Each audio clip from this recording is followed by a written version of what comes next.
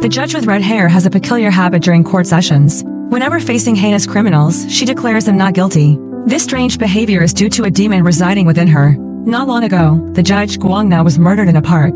As her soul left her body, her blood transformed into manjusaka flowers. In her soul state, Guangna found this unbelievable, but couldn't help but approach to investigate.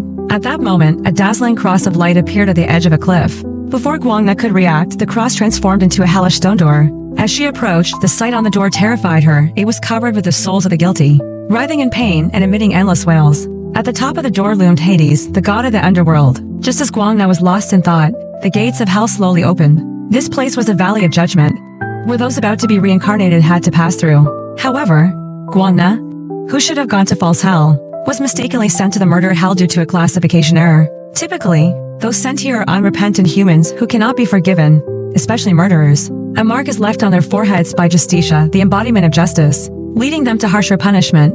But as Justitia of the 6th district, she had her quirks.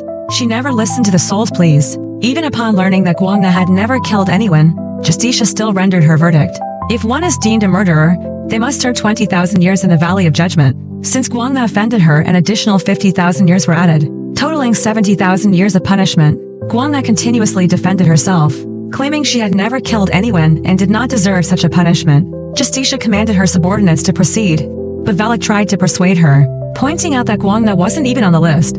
Forcing a mark upon her would be irreversible, and the consequences would be dire if Ball found out. However, Justitia disregarded this, seizing the sword of judgment.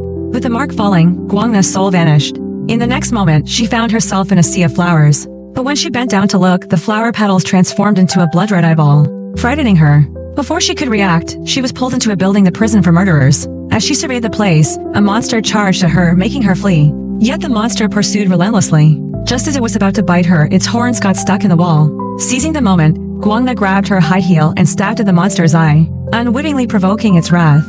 Just when the monster prepared to strike, the stone door suddenly emitted a blinding light, dispersing the creature. Meanwhile, Ball, the overseer of hell, arrived in the 6th district and reprimanded Justitia for her irresponsibility. A sinner who should have gone to false hell was almost left with a murderer's mark. In the Valley of Judgment due to her recklessness, Justitia remained unrepentant, asserting her innocence, stating that judges only render verdicts and are not obligated to listen to the accused. Her response infuriated Ball, who imposed a punishment. Justitia must descend to the human world to judge those who had killed and were unrepentant, then claim their lives to send them to cruel hell. She had 1 year to complete all tasks, which must be carried out in the body of the human she had wrongly judged. Failure to fulfill her mission would result in her obliteration.